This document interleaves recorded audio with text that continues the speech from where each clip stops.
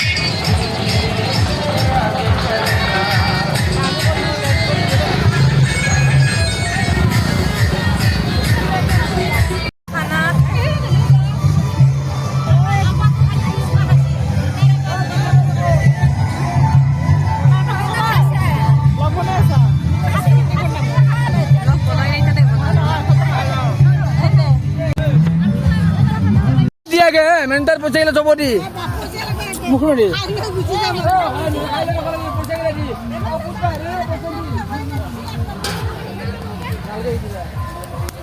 পয়সা কিনা ওখানে দি তাতে